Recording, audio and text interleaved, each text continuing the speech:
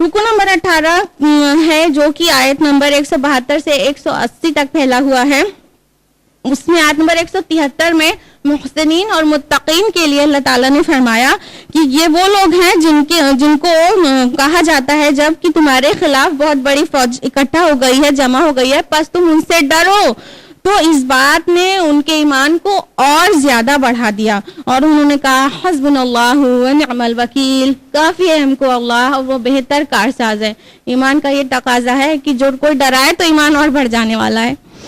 آیت نمبر 175 ہے کہ اے مسلمانوں، یہ شیطان ہے جو تمہیں اپنے ساتھیوں سے ڈراتا ہے، تم ان سے نہ ڈرو، تم مجھ سے ڈرو. اصل میں مدینہ کے یہود اور مکہ کے مشرکین مسلمانوں کے خلاف کوئی نہ کوئی ساز باز، کوئی نہ کوئی پلاننگز کرتے رہتے تھے. تو اس کے ضمن میں کہا گیا کہ تم رنجیدہ مت ہو، یہ تمہارا کچھ بھی نہیں بگاڑ سکتے ہیں، یہ سیلاب میں آئے اوپر کے جھاگ کی طرح ہے، یہ ابھی بیٹھ جائے گا. آیت نمبر 176 میں کہا کہ وہ ہرگز اللہ کا کوئی نقصان نہیں کر سکتے. اور کافروں کو تنبیہ کر کے کہا کہ آیت نمبر 178 میں کہ کافر یہ نہ سمجھیں کہ یہ مہلت ان کے لیے بہتر ہے، بلکہ اللہ تو صرف انہیں ڈھیل دے رہا ہے. یوں 6 رکوعوں پر مشتمل جنگ احد والا موضوع مکمل ہوا. اب آخری 2 رکوع ہیں سورہ آل عمران کے 19واں اور 20واں رکوع، اور یہ آخری 2 رکوع جو ہیں کنکلیوڈنگ رکوع ہیں سورہ کے. تو 19واں رکوع آیت نمبر 181 سے 189 تک ہے. آیت نمبر 181 ہے، اللہ نے سن لیا قول ان لوگوں کا جنہوں نے کہا کہ اللہ فقیر ہے اور ہم غنی ہیں. استغفر اللہ. یہ یہود کا بھی قول ہو سکتا ہے اور منافقین مدینہ کا بھی ہو سکتا ہے. جو بقرہ میں آیت تھی کہ اللہ کو قرض حسنہ دیتے ہیں، تو ان لوگوں نے اس طرح استہزاء کیا کہ اللہ نعوذ باللہ فقیر ہو گیا ہے اور ہم غنی ہیں، وہ قرض مانگ رہا ہے، وہ فقیر ہو گیا. استغفر اللہ. آیت نمبر 183 میں یہود کی ہٹ دھرمی کا، ان کی کٹ حجتی کا ذکر ہے. وہ کہہ رہے تھے کہ ہم کسی رسول پر ایمان نہ لائیں گے جب تک کہ وہ ایسی قربانی پیش نہ کرے جس کو آگ کھا جائے. اصل میں بنی اسرائیل کی ابتدائی دور میں یہ ایک نشانی ہوا کرتی تھی کہ قربانی کی قبولیت ایسے ہوتی کہ آسمان سے ایک شعلہ آتا اور اس قربانی کو بھسم کر دیتا، وہ اس کے قبول ہونے کی نشانی ہوتی. تو اب یہ رسول اللہ سے یہ ڈیمانڈ کر رہے تھے.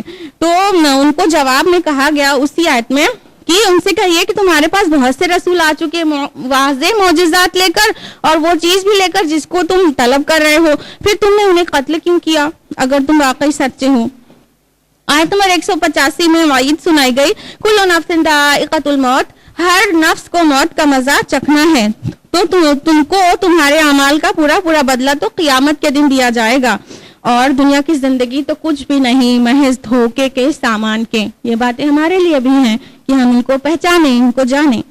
آیت نمبر 186 میں ہے تمہیں لازماً آزمایا جائے گا تمہارے مالوں سے بھی اور تمہاری جانوں سے بھی. بقرہ کی 155 بھی یہی تھی کہ تمہارے جان مال اور بھوک سے اور پھلوں کی کمی سے تمہیں آزمائیں گے، اور یہ آزمائش کی آیت آل عمران میں بھی کئی بار آ چکی. اور آیت نمبر 188 میں منافقین کی ایک نشاندہی کی گئی ہے ایک ایٹریبیوٹ سے، اور وہ یہ کہ وہ چاہتے ہیں ان کی تعریفیں کیے جائیں ایسے کاموں پر بھی جو انہوں نے کیے بھی نہیں. اور یہ دیکھیے آج کے عام مسلمان میں کتنا عام ہے کہ ایسی چیزوں پہ بھی تعریفیں چاہتے ہیں جو کیے بھی نہیں ہیں. رکوع نمبر 20 جو کہ آخری رکوع ہے اور آیت نمبر 190 سے 200 تک پر مشتمل ہے، اور یہ قرآن مجید کی عظیم ترین آیات میں سے ایک ہے. اور اس کی جو شروعاتی 6 آیات ہیں اس کے بارے میں روایات میں ملتا ہے کہ جب یہ حضور پاک صلی اللہ علیہ وسلم پر نازل ہوئی تو آپ پر رقت طاری ہو گئی تھی. آپ پوری رات روتے رہے یہاں تک کہ جب آپ نماز میں تھے تو سجدے کی جگہ بالکل گیلی ہو گئی، آنسوؤں سے تر ہو گئی، اور آپ نے ٹہل کر وہ رات کاٹی ہے، گزاری ہے. اور جب صبح کو حضرت بلال نے آپ کی اس حالت کی وجہ پوچھی تو آپ صلی اللہ علیہ وسلم نے فرمایا میں کیوں نہ روؤں، آج شب مجھ پر میرے رب نے یہ آیات نازل فرمائی ہے. اور وہ آیت میں جو کچھ ہے اس سے پتہ چلتا ہے کہ وہ آنسو شکر کے آنسو تھے.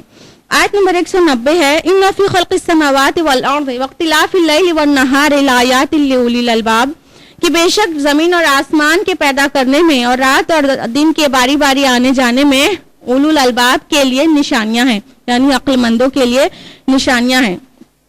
ایک بقرہ کے ساتھ زوجیت اس کی بتا دیں کہ یہ 20واں رکوع کی سٹارٹنگ ہے آل عمران کی, اور بقرہ کے بھی 20ویں رکوع کی سٹارٹنگ اسی طرح کی تھی جو کہ آیت نمبر 164 ہے کہ اللہ کی آیات میں غور کرو. اللہ تعالیٰ یہ چیز بہت پسند کرتا ہے کہ کھول آنکھ, زمین دیکھ, فلک دیکھ, فضا دیکھ, مشرق سے ابھرتے ہوئے سورج کو ذرا دیکھ.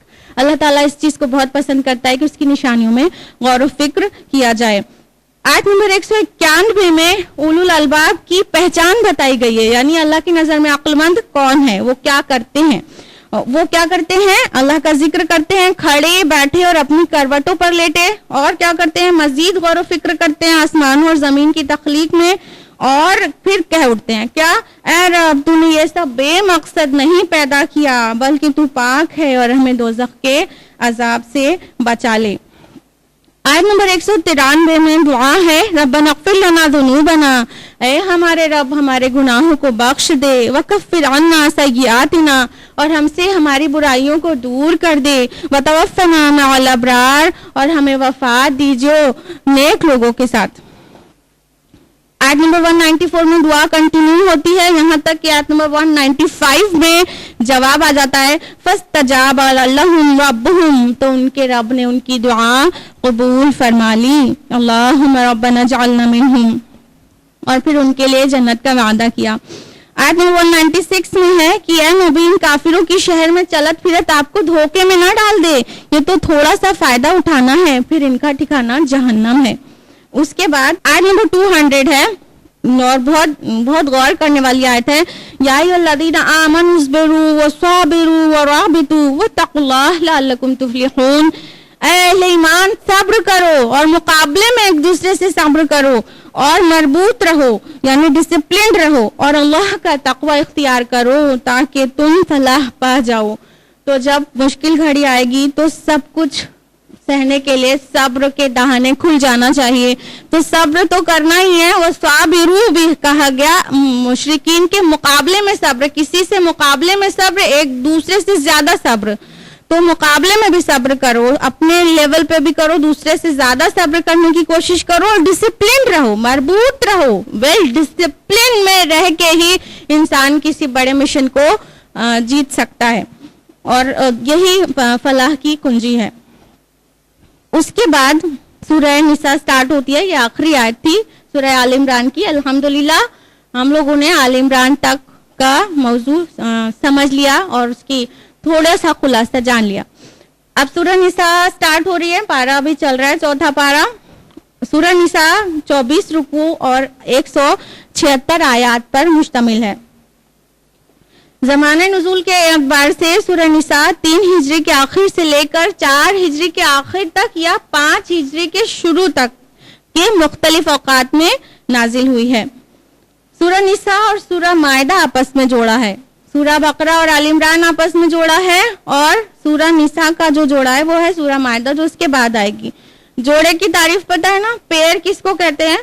دو یا دو سے زیادہ چیز آپس میں مل کر ایک مقصد کو پورا کریں تو وہ جوڑا کہلاتی ہیں. تو ہمیشہ سملیرٹی ہونا ضروری نہیں ہے, ایک چیز ایک جگہ ہے, دوسری چیز دوسری جگہ, دونوں مل جائے تو ایک کام ہو جائے, یہ ضروری ہے اس میں. تو سورہ نساء اور مائدہ جوڑا ہے, اور نساء کی جو شروعات ہے وہ یا الناس سے ہوتی ہے, اے لوگوں, اور مائدہ کی شروعات یا الذین آمنوا سے ہوتی ہے, اے ایمان والو. یعنی ایک جگہ لوگوں کو خطاب ہے, ایک جگہ اہل ایمان کے خطاب سے شروع, دونوں مل کے جوڑا بن گئے.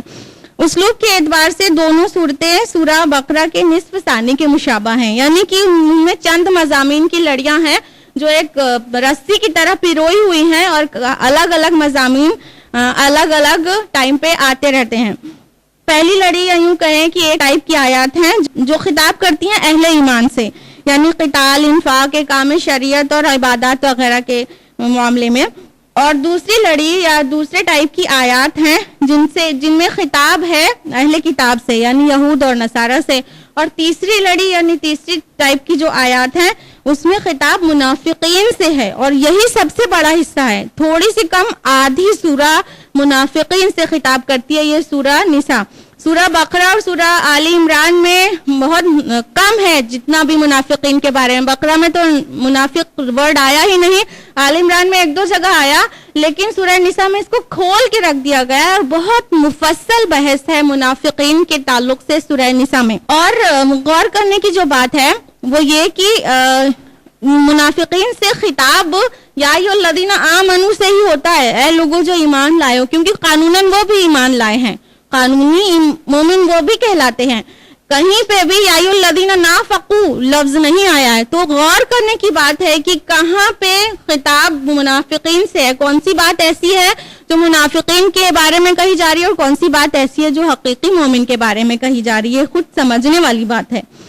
مضمون کے لحاظ سے سورہ نساء میں معاشرتی احکام ہیں، اور اگر ہم دیکھیں تو انسانی تمدن یعنی ہیومن سیولائزیشن ہے، اس کی جو بنیاد ہے، بنیادی چیز ہے وہ معاشرہ ہے، اور معاشرے میں بنیادی اہمیت حاصل ہے مرد اور عورت کے تعلق کو. تو اس موضوع پر یہاں پہ ڈسکشن ہے خصوصاً خواتین کے بارے میں، اور نساء کا معنی بھی خواتین ہوتا ہے. اور دوسری چیز یہ کہ معاشرے میں کئی کمزور طبقات ہوتے ہیں جن کے حقوق کو لوگ چھین لیتے ہیں اور انہیں نہیں دیے جاتے، تو ان کمزور طبقات کی طرف توجہ ہے اور ان کے احکام ہیں. اور تیسری بات یہ کہ معاشرے میں جو جنس ہے یعنی سیکس ہے وہ بھی بہت اہم چیز ہے. اگر جنسی نظم و ضبط نہ ہو، اگر سیکس ڈسپلن موجود نہ ہو تو بے راہ روی کو روکنا بہت دشوار ہو جاتا ہے. تو اس بے راہ روی سے نپٹنے کے لیے بھی شروعاتی احکام اس سورہ میں آئے ہیں. اور سورہ مائدہ اس تمدن کے لحاظ سے بلند ترین منزل پر اس میں بحث کی گئی ہے، یعنی عدالتی نظام اور چوری ڈاکہ زنی کی حدود اور سزائیں وغیرہ. سورہ نساء اور مائدہ دونوں اہل کتاب سے بالکل فائنلی فیصلہ کن خطاب کرتی ہے. بقرہ اور آل عمران میں شروعات اور یہاں فیصلے کے انداز میں ہے. اب باقاعدہ شروع کرتے سورہ نساء کا رکو نمبر 1 جو کہ آیات 1 سے 10 تک پر مشتمل ہے. پہلی ہی آیت ہے یا ایھا الناس اتقوا ربکم الذی خلقکم من نفس واحدہ وخلق منها زوجها وبث منهما رجالا کثیرا ونساء، کہ اے لوگوں اپنے رب کا تقوی اختیار کرو جس نے تمہیں ایک جنس سے پیدا کیا اور اسی سے اس کا جوڑا بنا کر اس سے ان دونوں سے بہت سارے مرد اور عورتیں پھیلا دی. اب غور کرنے کی بات جو ہے وہ یہ کہ معاشرتی مسائل کے ضمن میں گفتگو شروع ہو رہی ہے. سب سے پہلے کہا جا رہا ہے کہ اپنے خالق اور مالک کا تقوی اختیار کرو. مزید فرمایا گیا کہ رشتوں کا لحاظ کرو، یقیناً اللہ تم پر نگراں ہے.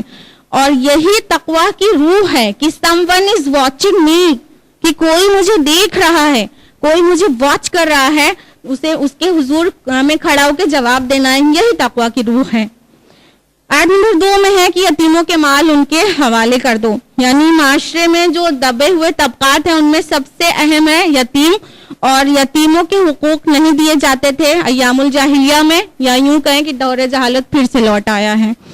آیت نمبر 3 میں ہے کہ اگر تمہیں اندیشہ ہو کہ تم یتیم بچیوں کے ساتھ انصاف نہ کر سکو گے تو جو عورتیں تمہیں پسند ہو تم ان کے ساتھ نکاح کرو، 2-2 3-3 یا 4-4. تو یہاں پہ 2 بات سمجھ میں آئی. ایک بات تو یہ کہ یتیموں کے ساتھ نکاح کرنا ہے تو پھر انہیں بھی مہر دینا ہوگا، ان کے حقوق ادا کرنا ہوگا. لیکن اگر تمہیں خطرہ ہو کہ یتیم لڑکیوں کے ساتھ نکاح کرو گے تو ان کا حقوق نہ دے پاؤ گے کیونکہ کوئی سر پہ مسلط نہیں ہے، تو ان سے مت کرو نکاح. دوسری عورتوں سے کرو، 2 کرو یا 3 کرو یا 4 کرو. تو دوسری بات یہ سمجھ میں آئی کہ اپر لمٹ طے کر دی گئی نکاح کی کہ میکسیمم 4. ایام الجاہلیہ میں 100 نکاح کر کے چھوڑے جاتے تھے ایک بیوی کو، اور وہ بالکل معلق ہو کے رہ جاتی تھی. تو اپر لمٹ طے کر دی گئی کہ میکسیمم 4، یہ صرف 4 نکاح سے زیادہ نہیں کیا جا سکتا، وہ بھی شرط کے ساتھ کہ اگر تمہیں اندیشہ ہو کہ ان کے درمیان عدل نہ کر سکو گے تو صرف 1. تو عدل کرنا ازواج کے درمیان یہ شرط ہے ایک سے زیادہ نکاح کی. بیوی سے پوچھنا ضروری نہیں ہے لیکن ان کے درمیان عدل کرنا ضروری ہے. اگر عدل کرنے کا پورا بھروسہ اپنے اوپر تبھی ایک سے زیادہ نکاح ہونا چاہیے، ادروائز ایک پر ہی اکتفا کر لینا چاہیے. آیت نمبر 4 میں ہے کہ اور عورتوں کو ان کے مہر خوشدلی کے ساتھ ادا کر دو، اور اگر وہ اپنی مرضی سے چھوڑ دیں تو پھر خوش ہو کر کھا لو. تو یعنی عورتوں کا مہر ان کا حق ہے، اور وہ بھی مارے باندھے کا سودا نہیں، مفت کی چٹی محسوس کر کے نہیں، خوشی کے ساتھ ان کے مہر ادا کرنا چاہیے. آیت نمبر 7 میں وراثت کے متعلق فرمان الہی ہے کہ والدین اور رشتہ داروں نے جو ترکہ چھوڑا ہے اس میں سے مردوں کا بھی حصہ ہے اور عورتوں کا بھی، چاہے وراثت تھوڑی ہو یا زیادہ، لیکن حصہ مقرر کر دیا گیا ہے اللہ کی طرف سے، اللہ نے فرض کیا ہے وہ حصہ۔ اور اس کے بعد رکو نمبر 2 جو کہ آیات 11 سے 14 پر مشتمل ہے، یہ بہت مختصر رکوع ہے دیکھنے میں اور بہت جامع رکوع ہے، 4 آیات، صرف 4 آیات جامعیت کی انتہا ہے کہ ان 4 آیات کے اندر اسلام کا پورا قانون وراثت موجود ہے، اور یہ قرآن مجید کا اعجاز ہے کیونکہ قانون وراثت ان 4 آیات کی تفصیل دینے میں کتنی جلدیں خرچ ہوئی ہیں فقہا کو۔ آیت نمبر 11 ہے کہ اللہ تعالیٰ تمہیں وصیت کرتا ہے کہ تمہاری اولاد کے بارے میں کہ لڑکے کا حصہ ہے 2 لڑکیوں کے برابر، اور اس کے بعد تفصیلات ہیں کہ کس کا کتنا حصہ ہے کس کس سچویشن میں۔ اس کے بعد آیت اینڈ کرتی ہے فریضۃ من اللہ، یہ اللہ کی طرف سے مقرر کیا ہوا فریضہ ہے۔ اب ہم چاہیں گے کہ آپ غور کریں کہ جو ڈسٹریبیوشن آف ویلتھ ہے اس کا آرڈر سٹارٹ کہاں سے ہو رہا ہے اور اسی آیت میں اینڈ کہاں پہ ہو رہا ہے۔ اللہ کی طرف سے وصیت ہے، تم پر لکھ دیا ہے، وصیت کر دیا ہے، تاکید کر دیا ہے، اور اینڈ ہو رہا ہے کہ اللہ کی طرف سے فرض کر دیا گیا ہے تم پر۔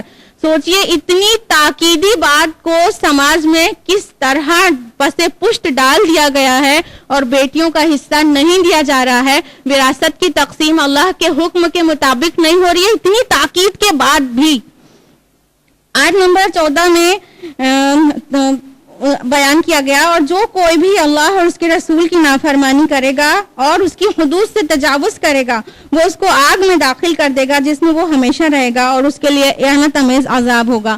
سارے ترکے کا ڈسٹریبیوشن پورا بتا دینے کے بعد یہ آیت ہے آخری اس رکوع کی کہ اگر ابھی بھی اللہ اور اس کے رسول کی نافرمانی ہوئی تو ذلت والا عذاب ملے گا جہنم میں۔ تو ہم سب کو مل کر اس موضوع پر اویئرنیس لانے کی کوشش کرنا چاہیے۔ کیا آپ میرا ساتھ دیں گی؟